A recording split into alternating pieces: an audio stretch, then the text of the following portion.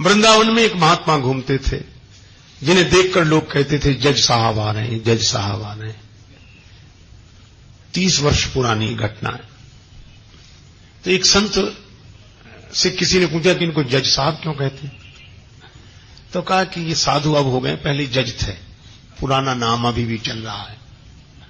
तो ये साधु क्यों हुए? कहा ये दक्षिण भारत में एक छोटी सी जगह थी, लोक अदालत की तरह, वहां ये जज थे। एक गांव में एक बड़ा सीधा सरल आदमी रहता था, उसका नाम था भोला। भोला नाम तो लोगों ने रख दिया था क्योंकि वो राम जी के अलावा किसी को जानते नहीं था, ना अन्यम जाने, नहीं जाने न जाने। गांव में रघुनाथ जी का मंदिर था और भोला केवट जाति का था। सामान्य परिस्थिति पर उससे जब कोई पूछता कि केवट भैया भोले वो बात कैसी है, तो कहता रघुनाथ जी जाने, मैं तो कुछ नहीं जानता। 2 बेटे 1 बेटी, बेटी विवाह के योग्य हुई।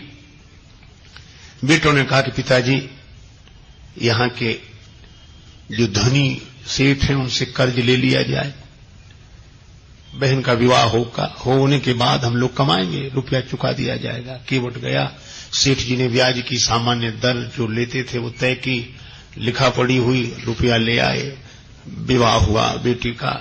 बेटी विदा हुई ससुराल को और केवट ने घर छोड़ दिया। गांव में रघुनाथ जी का मंदिर था, वहीं रहने लगा। सबके ममता ताग बटोरी, मम पद मनहि बांधि बर डोरी, रहने लगा। बेटों ने कमाई करके पैसा दिया, केवट लौटाने के लिए गया सेठ जी के पास। सेठ जी ने रुपया ले लिया, ब्याज ले लिया, रसीद लिखकर दे दी कि पाई पाई से पैसा मिला। और कहा केवट पढ़ो क्या लिखा है? केवट बोला रघुनाथ जी जाने, मैं तो कुछ नहीं जानता क्या लिखा। सेठ जी के मन में पाप आया कि इससे दोबारा पैसा लिया जा सकता है, तो बोले ये कागज हमें दे दो, तुम जरा पानी ले आओ। वो 1 गिलास पानी लेने गया, सेठ जी ने वो रसीद छिपा के रख ली। फाड़ते तो शक होता, एक कागज पर ऐसे ही कुछ लिख कर दे दिया, बोली तुम्हारी रसीद।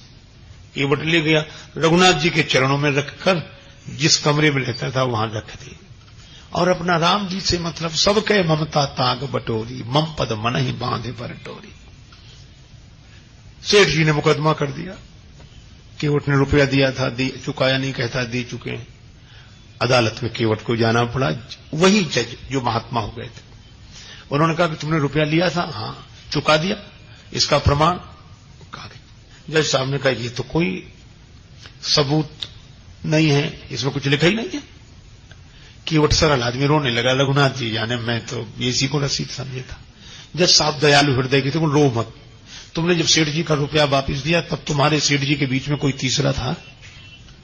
तो केवट की जो आदत थी, जो स्वभाव था, उसी भाव से बोला सत्य कहता हूं जज साहब, सेठ जी को जब मैंने रुपया वापस दिया तो मेरे और सेठ जी के बीच में सिवा रघुनाथ जी के और कोई नहीं था। जज साहब ने तुम जाओ, अगली तारीख पर आना। जज साहब ने समझा कि रघुनाथ जी को इनके गांव के रहने वाले सज्जन होंगे। जज साहब ने अपने खर्चे से रघुनाथ जी के नाम सम्मन जारी कर दिया। अब चपरासी पूरे गांव में सम्मन लिए घूमे, उस गांव में रघुनाथ जी नाम का कोई आदमी नहीं था। चपरासी तो परेशान हो गया। एक ने कहा रघुनाथ जी का मंदिर जरूर है, बोले वही बताओ। गया चपरासी, पुजारी बाहर बैठे थे। चपरासी को देखा, क्या बात है, सम्मन दिया, रघुनाथ जी का मंदिर यही है? हाँ, लो ये। पुजारी जी समझ गए, मन ही मन सोचने लगे कि जो भगवान ने मंगा ही लिया तो हम वापिस काहे करें। हस्ताक्षर पुजारी जी ने कर दी। चपरासी समझा यही रघुनाथ जी होंगे। पुजारी जी ने सम्मन रघुनाथ जी के चरणों में रख दिया और आंखों में आंसू भरकर बोले, प्रभु आपको पोशाक कई बार आई होगी, भोग लगाने के लिए तरह तरह के पदार्थ आए होंगे, आभूषण कई बार भक्त लेकर आए होंगे, लेकिन सम्मन पहली ही बार आया होगा। पर भक्त जो न करें सो थोड़ा। प्रभु उस दीन का आपके अलावा कोई, वो आपके अलावा किसी को जानता ही नहीं है, और उसकी इलाज तो आपके ही हाथ है। केवट से कहा कि तुमने क्यों लिखा दिया रघुनाथ जी का नाम? केवट बोला कोई झूठ लिखा दिया, हमारे रघुनाथ जी सदा हमारे साथ थे। और केवट तो यही कहे, हरि बिन संकट कौन निवारे, हरि बिन संकट कौन निवारे, साधनहीन मलिन दीन में जाऊं के ही के द्वारे, या अनाथ की लाज आज रघुनाथ जी हाथ तुम्हारे, हरि बिन संकट कौन निवारे।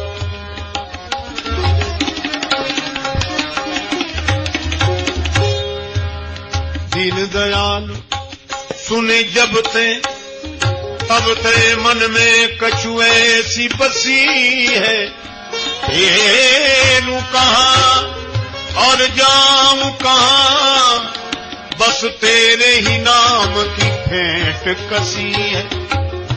तेरो ही आसरो एक मलूक, नहीं प्रभु सो कोई और जसी है। ये हो मुरारी पुकारी कहूं, अब मेरी हंसी नहीं तेरी हंसी है, संकट कौन निवारे, हरि बिन संकट कौन, हरि बिन संकट कौन निवारे। या अनाथ की लाज आज रघुनाथ जी हाथ तिहारे, कहीं नहीं गया, किसी को जानता ही नहीं राम जी के अलावा।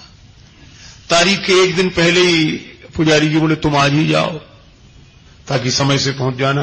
अब रघुनाथ जी के मन की तो रघुनाथ जी जाने, केवट रघुनाथ जी के चरणों में प्रणाम करके चला गया। दूसरे दिन सवेरे पुजारी जी बड़ी जल्दी जगे, भगवान की आरती पूजा की, नया वस्त्र पहनाया, भोग लगाया। उनको लग रहा था आज भगवान पहली बार बाहर जा रहे हैं, कपड़े अच्छे पहना हुए हैं। रोने लगे पुजारी जी, भाव की तो बात है। प्रभु आपको जो पोशाक अच्छी लगे वही पहनकर जाना, लेकिन जाना जरूर, उसका कोई नहीं है आपके अलावा। उधर केवट पहुंचा, सेठ जी पहुंच गए। जज साहब ने कहा केवट तुम्हारे गवाह रघुनाथ जी कहां है? केवट बोला हुजूर यहीं कहीं होंगे, भी तो सब जगह रहते हैं। जज फिर भी नहीं समझे, चपरासी को आदेश दिया आवाज लगाओ। चपरासी आवाज लगाने, रघुनाथ हाजिर है, रघुनाथ हाजिर है, रघुनाथ हाजिर है, रघुनाथ हाजिर है, रघुनाथ हाजिर है, हाजिर है, ऐसे 3 नारे जो लगाए हैं। तो क्या देखा, एक बूढ़ा आदमी हाथ में लकड़ी पकड़े, कमर झुकी है, हाथ से इशारा कर रहा है। हाजिर है ऐसे 3 नारे जो लगाए हैं, चाल लटपटी सी एक वृद्ध की झुकी सी देह, दुपट्टी फटी सी शीस बांधे धर धाये हैं, हाथ माह छड़ी पड़ी तुलसी की ही माल, माथे पर रोरी चारु चंदन चढ़ाए हैं, साहब के सामने विनीत चपरासी साथ, आज रघुनाथ जी गवाह बने आए। भगवान गवाह बनकर आ गए। जज साहब ने देखा, गज सेठ जी चौंके कि ये कौन है? जज साहब ने कहा कि आप थे वहां। रघुनाथ जी ने कहा केवट ने रुपया दिया है, उसका प्रमाण बोले इन्होंने रसीद भी लिख ली थी। सेठ जी को यहीं रखा जाए। इनके मकान में सामने वाली बैठक की सामने वाली दीवार में 3 अलमारियां हैं, बीच वाली अलमारी में बही रखी है 32 नंबर की, उसी में वो रसीद अब तक सुरक्षित है। सर्वांतर्यामी भगवान से क्या छिप सकता। सिपाही भेजे गए, बही मिल गई, रसीद मिल गई। सेठ जी को दंडित होना पड़ा। केवट भाई जित भरी हुआ, रघुनाथ जी तो गायब हो गए। पहले काम तो हो ही गया था।